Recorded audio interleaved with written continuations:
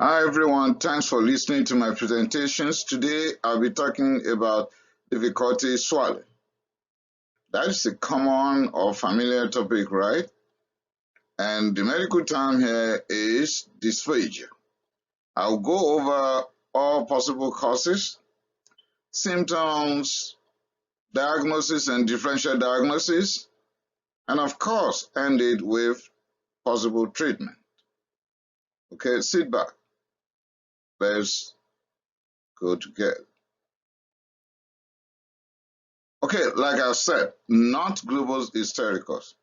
Someone will ask, how do you mean? Globus hystericus is just a sensation of fullness in the upper esophagus. It is not associated with swallowing per se. For example, someone is having globus hystericus saying, I feel that I have fullness along my throat, but he grabs a cup of coffee and gulps it. That is not dysphagia. That is not swallowing difficulty. Or another one is saying, oh, I have pain while swallowing. That is Odynophagia, not dysphagia. Painful swallowing, you can still get the food down. The only problem is while swallowing the liquid or the solid food particles, you feel the pain. So the definition is clearer right now that it is not globus hystericus, it is not Odynophagia. Okay, so if it's not globus, if it's not Odynophagia, what is it? It is dysphagia, meaning a subjective sensation of difficulty swallowing. Like I've explained, Odynophagia to be pain while swallowing. Dysphagia could be sudden or gradual. Dysphagia, that is difficulty swallowing, could be to solids only or liquids only, or both. It could be initially difficulty swallowing solids, but now you are having difficulty swallowing both liquids and solids. Or it could be difficulty swallowing only liquids, not two solids. Okay, dysphagia could be acute in onset, and if that is the case, if it's so sudden, then please rule out foreign body in esophagus. Rule out possible food impaction. And we could further classify dysphagia as either oropharyngeal, that is, the problem is with upper esophageal sphincter, or as esophageal problem called esophageal dysphagia. The problem is within the esophagus itself, or as esophagogastric, which means the problem is at the level of lower esophageal sphincter between the esophagus and the stomach. We'll go into details of that in the course of this presentation. It could be Paraesophagea, and I'll talk extensively about that in a bit, which means the problem is not within the esophagus itself, it is extrinsic. That will lead us to what could have happened to the lungs in lung cancer, what could have happened to liver adenopathy in the mediastinum, what could have happened to the heart vessels, like left atrial enlargement, left ventricular hypertrophy, or we are dealing with dysphagia aortica, massive aneurysm of thoracic aorta, and so on. Just continue following. Okay, oropharyngeal dysphagia. At this level, the problem is you can't initiate swallowing. You can't even start it. And the affected individual will be complaining about coughing, choking, nasopharyngeal regurgitation, aspiration, sensation of residual food in the pharynx. So the individual had appetite, bought the food, bought what to drink with it, ready to now eat, but getting the food in the mouth, you can't even take it beyond that level down. You can't initiate swallowing. What are the possible causes of oropharyngeal dysphagia? Multiple sclerosis, amyotrophic lateral sclerosis, muscular dystrophy, myopathy, myasthenia gravis. You can check my channel for multiple sclerosis and myasthenia gravis. I have separate presentations for them. Parkinson disease, stroke. You can also check my channel for that. And of course, upper esophageal sphincter failure. Now, esophageal dysphagia. At this level, you were able to initiate swallowing, so it's not oropharyngeal. But you are having difficulty swallowing seconds after initiating swallowing. So there will be sensation of food getting stuck in the throat. And there's likelihood of problem with solids, liquids, or both. And it might be getting worse progressively, or it may not. It could be associated with weight loss and hematemesis. So that's not surprising. Someone who's not able to take food down, of course, will lose weight. It may be associated with heartburn, gastroesophageal reflux disease, regurgitation, anemia, and respiratory symptoms. Note this. If the problem is with both solids and liquids from onset, then we are likely dealing with motility disorder of esophagus. And the best example here is achalasia. Achalasia is the failure of lower esophageal sphincter to relax. Okay? And you could see, I colored it right here. So achalasia is failure to relax. Relaxation of what? Of lower esophageal sphincter. Then what will happen? The esophageal content will not get down to the stomach. And then they'll be back up. So let me quickly delve into achalasia because we will need this terminology. 25 to 60 years old will likely have it, but can be at any age. Male to female ratio is equal, but there's one good news here. It is uncommon or is rare. We don't have any known etiology.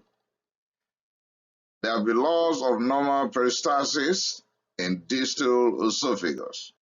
That is the junction between the esophagus and stomach.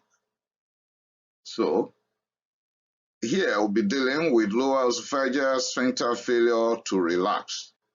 And the content of the esophagus is not getting down to the stomach. In an achalasia, there will be progressive dysfunction from solids to liquids, but over a long period of time, usually years. Regurgitation or vomiting of the undigested food particle can lead to pneumonia, specifically aspiration pneumonitis or respiratory distress syndrome, associated with chest pain, heartburn, difficulty belching, and over a long period of time, there's likelihood of esophageal cancer. Needless to say that the affected individual will become malnourished because the food is not getting down and no absorption, because there's incomplete digestion, right? Then they will lose weight.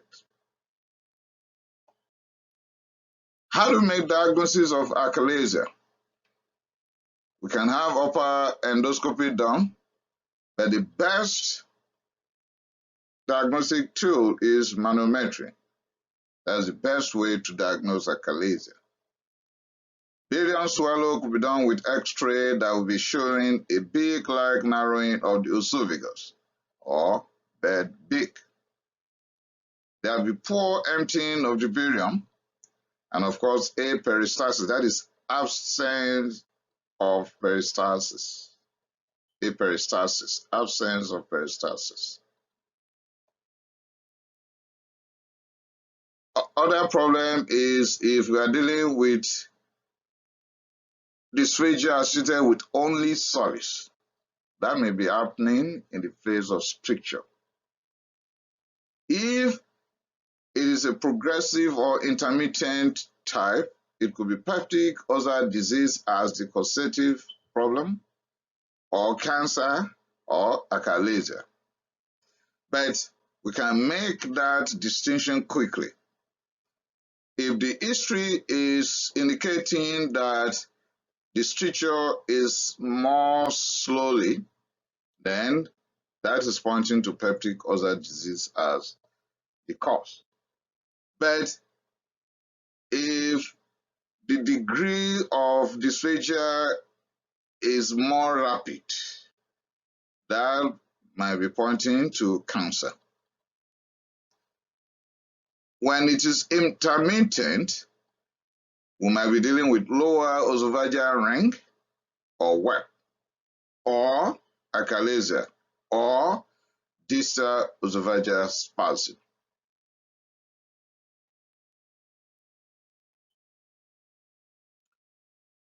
What are the other possible causes of esophageal dysphagia? Tumors, caustic esophagitis or stricture, peptic ulcer disease stricture, esophagitis from infections, pills or eosinophil, or surgery to the larynx, esophagus, or surgery to gastric region. Radiation side effects, rings or webs, or lymphocytic esophagitis. Motility disorders that might be dealing with here could be achalasia, Chagas disease, primary or secondary motility disorders. Okay, now extrinsic or paraesophageal, meaning the problem is not within the tube, or better put as not within the esophagus itself.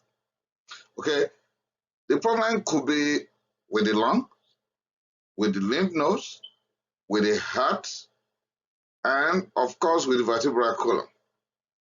Let me explain.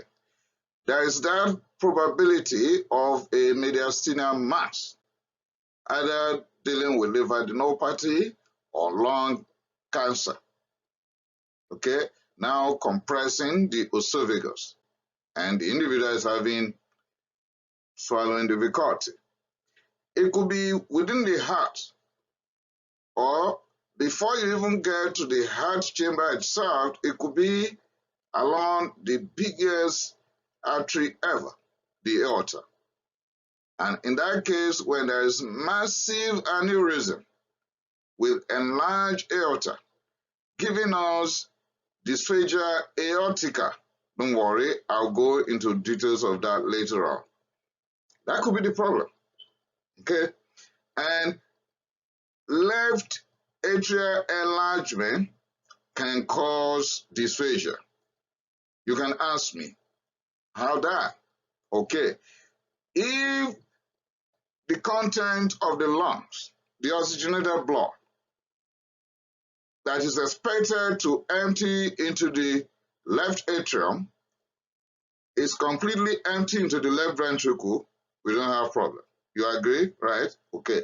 But when the content of the lung is emptied into the left atrium, the oxygenated blood into the left atrium, and there is mitral valve stenosis with mitral regurgitation, then the backflow will lead to enlargement of the left atrium. Okay? Also in the phase of atrial fibrillation, because when left atrium is filled, it is expected that it should pump and empty into the left ventricle. The same thing is expected on the right side. The right atrium to empty into the right ventricle. But in the phase of atrial fibrillation, instead of full force to push the content of the atria to the respective ventricles, we are not going to find that.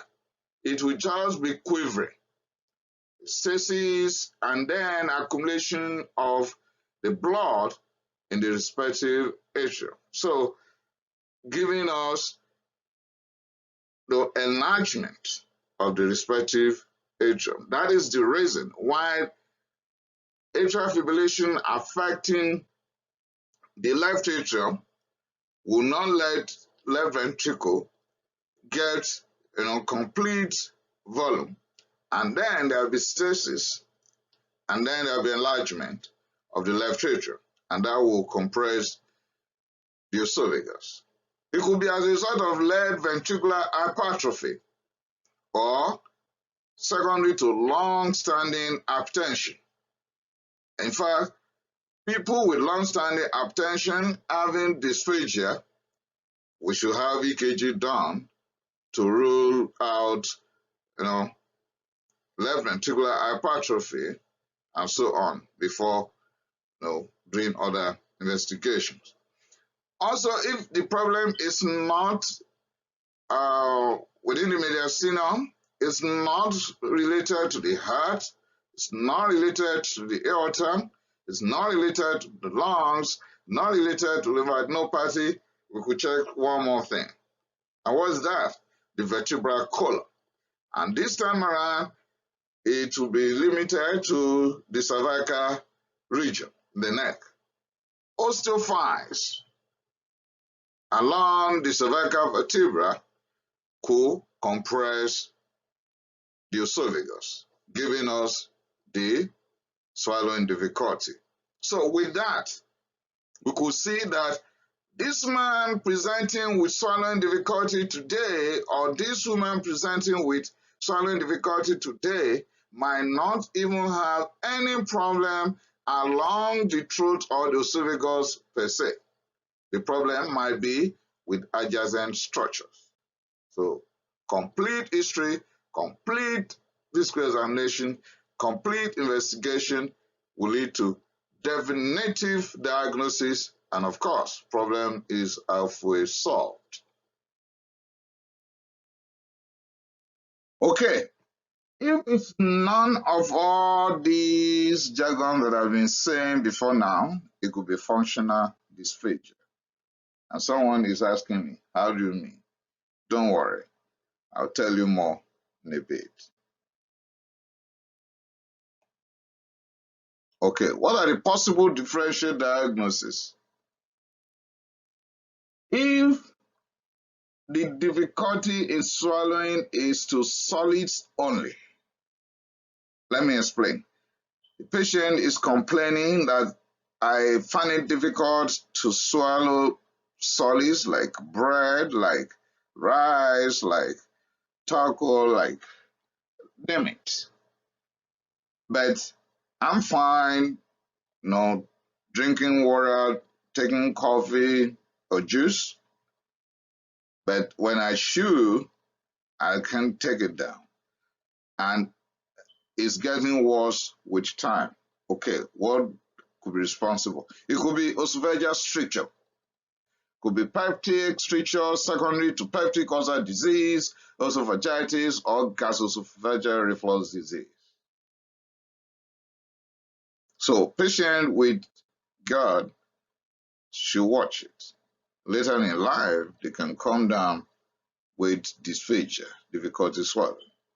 Could be as a result of systemic sclerosis or Zollinger-Ellison syndrome, which is a situation where we'll be dealing with gastrinomas in duodenum and pancreas, causing excess gastrin.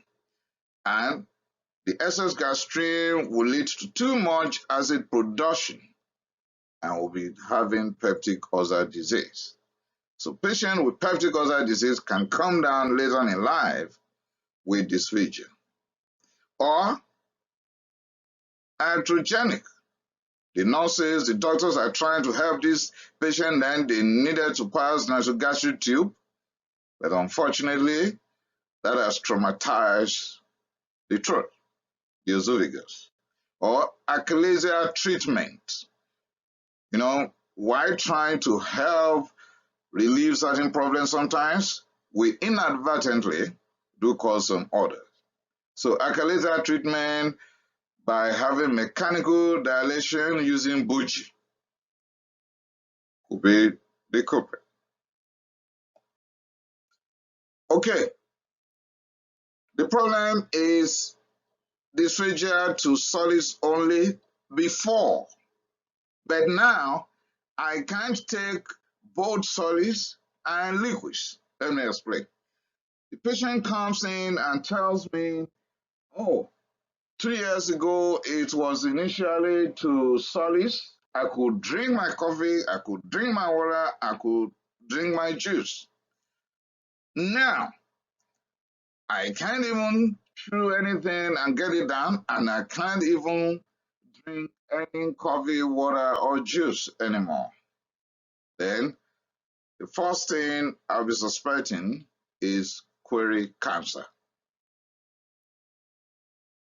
We'll have endoscopy done about SAN. If it's pointed to that, we'll have fine needle aspiration for cytology if I'm suspecting cancer. Okay, if the problem is about solid foods only, but the symptom is intermittent, is once in a while, I will have the difficulty, later on, I'll be fine. Then think of eosinophilic esophagitis, think of esophageal ring, esophageal web, or vascular anomaly.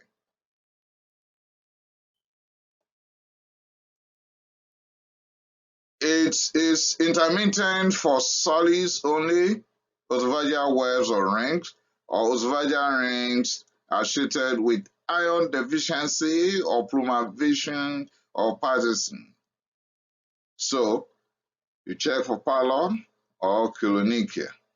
So anyone with problem of swallowing or dysphagia to solids and is intermittent, at the point the food will go down, another time it won't, but liquids will go freely, rule out iron deficiency. Okay, can you believe this? That cardiovascular system could be responsible, apart from the example I've given earlier, talking about left atrial enlargement. Now, here's another one. Though it is rare, but it is possible. And why that? Because vascular anomalies can cause dysphagia by compressing esophagus. How do you mean? Someone has just asked. Okay, large aneurysm of the thoracic aorta could compress the esophagus. And that has its own name. We call it dysphagia aortica.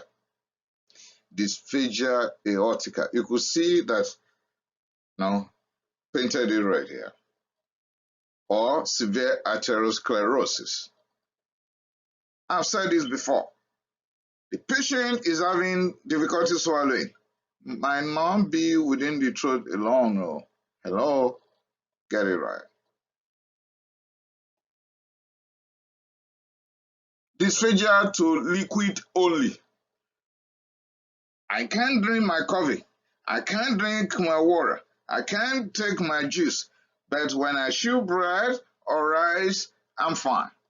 Then think of esophageal motility disorder like Achalasia or distal esophageal spasm or upper contractile esophagus or functional dysphagia.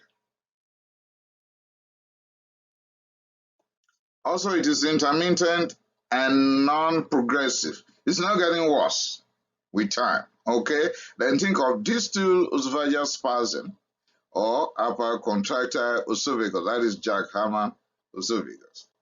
Then, if you have your barium swallow test done, you can have rosary bead or corkscrew esophagus. Sure. Okay. It might be as a result of gastric outlet obstruction or esophagogastric junction outflow obstruction. You know, the junction between the esophagus and the stomach is lower esophageal sphincter, right? In this case, could be continuous or intermittent dysphagia for both solids and liquids.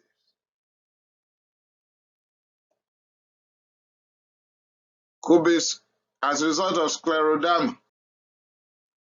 It could be secondary to medication-induced esophagitis. How about that? You are on medication that could get lodged in the esophagus, particularly when you take the medication close to the time you go to bed, that is the hour of sleep, and you take the medication without enough water. Then pills, those medication could give you esophagitis, later on leading to swallowing difficulty. The symptoms here will be painful swallowing with swallowing difficulty, Odynophagia, dysphagia. Then there will be pain at the back of your chest that is through sternal chest pain. Other situations are Sjogren's syndrome or lymphocytic esophagitis. Okay, functional dysphagia. This is an intermittent or after each meal problem. As a matter of fact, there is a separate criteria for the diagnosis of functional dysphagia. Roman 4 criteria will say that there's sense of food, solid and liquid, lodging or sticking or passing abnormally through the esophagus. There will be no evidence of any structural anomaly, no history and no diagnosis of gastroesophageal reflux disease, no history, no diagnosis of peptic ulcer disease, no history or diagnosis of esophagitis, nothing close to motility disorder. You've done everything. You're not getting anything. And this patient is still complaining. All the above would have occurred for at least 3 months, and the entire symptoms would have lasted for 6 months. Then we can make the diagnosis of FD. FD is not fetal death. It's not fibrin degradation product. It is functional dysphagia. Yeah. Okay, functional dysphagia treatment. Reassure. You know why? You've done everything. You are not finding any organic cause or causes. Then lifestyle changes. Advise patient chew the food. Chew the food particles very well before swallowing, and don't rush. You can give calcium channel blockers to relax the smooth muscle, or you can use tetracyclic antidepressant. But be careful. The side effects of tetracyclic antidepressant might be very horrible. You can have mechanical dilation done using Buji.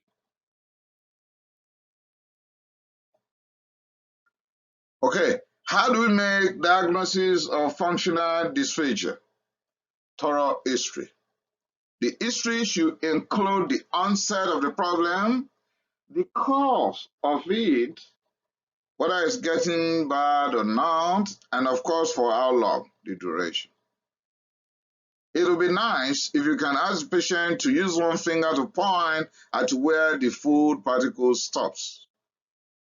That will let you know whether you are dealing with oropharyngeal or esophageal. Any pain, that is Odynophagia. Is this global hystericus altogether, not even swallowing difficulty per se? Need to find out. Any voice changes before now and since the onset of this problem?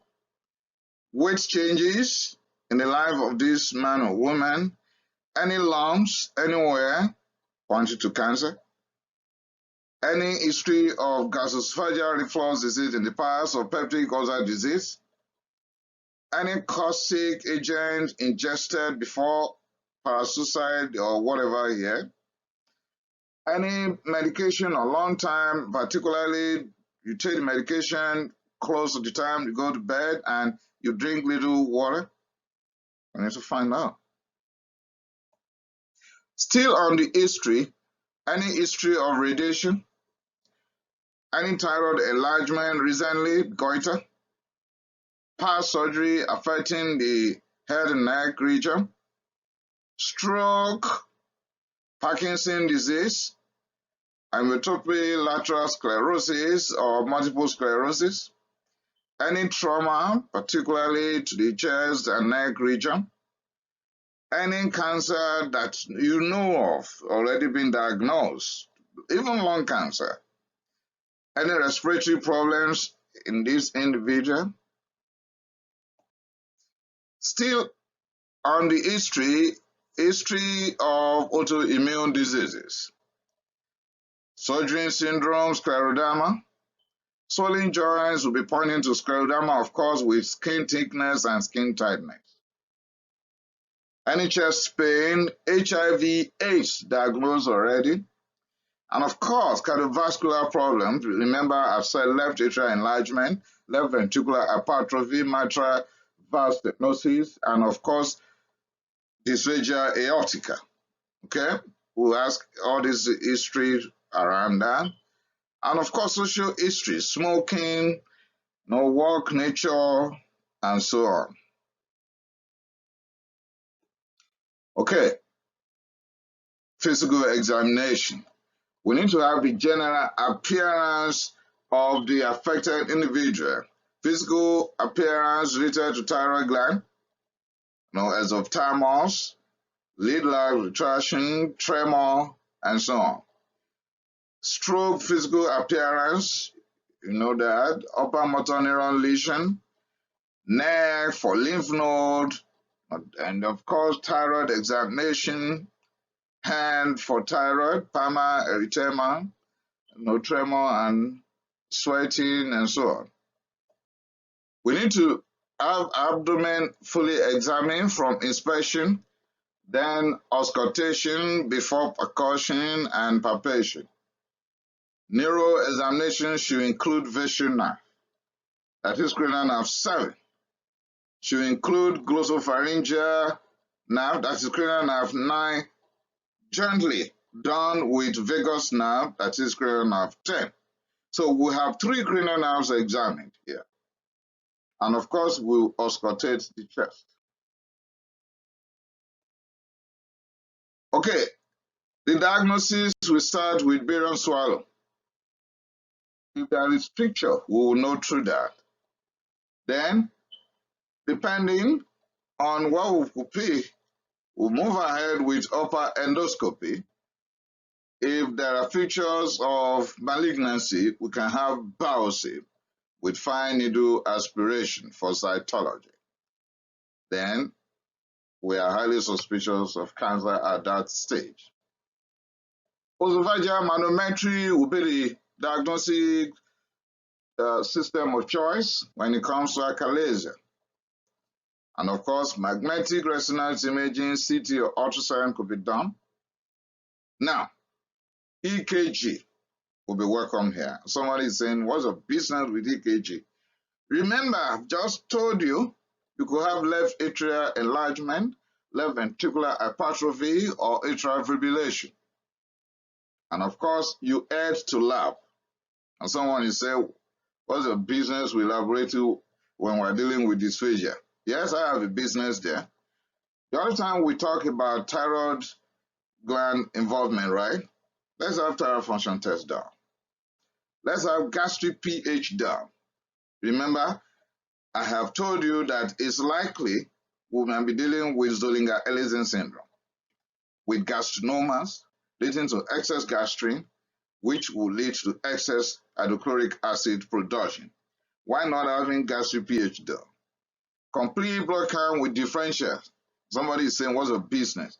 But we just talked about eosinophilic esophagitis. Let's see what the granulocytes are saying. And we'll know the value of eosinophil, right? Glucose, amylase, lipids. Any problem with gastrointestinal tract with pancreas? Let's know. Okay, upper endoscopy. With upper endoscopy, we will likely pick ring web stricture or diverticulum. We may also be able to pick erosive esophagitis. And if there's any tumor, with upper endoscopy, we can have biopsy with fine needle aspiration for cytology. And with upper endoscopy, we might be able to see infectious esophagitis. Eosinophilic esophagitis is possible to be diagnosed with upper endoscopy. And of course, with complete blood count, white blood cells, and differentials. Okay, if upper endoscopy is done, the result is bad. It is normal. And dysphagia here is to solid only. Then we'll do something else. Go and have esophageal manometry done. We may have the following outcomes. It could be normal, and in that case, we will diagnose functional dysphagia. But before labeling the individual as having functional dysphagia, please rule out gastroesophageal reflux disease. Number 2, the result of esophageal manometry can come back giving us manometry with equivocal results. So you are not sure to go right or left. Or another outcome could be that we might actually find out that we are dealing with primary esophageal motility disorder. Or the final outcome could be that we are dealing with secondary esophageal motility disorder, for example, systemic sclerosis or diabetes mellitus. So we can do manometry if dysphagia is to solids and liquids with a subsequent motility disorder.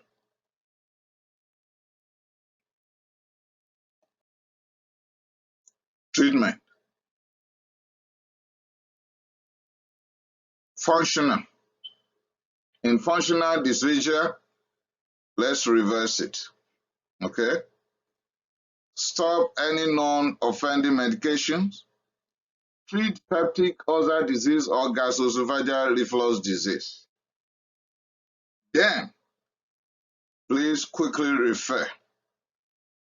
Grab your note, send a referral as it may be appropriate to either oncologist based on your outcome from the diagnostic procedures done, from the history, from physical examination, referral to oncologist, or to cardiologist, or ENT, or endocrinologist, or any other specialty as the case might be. Okay, because dysphagia could be a medical problem, and could be a surgical problem, depending on the history, physical examination, the outcome of investigations done.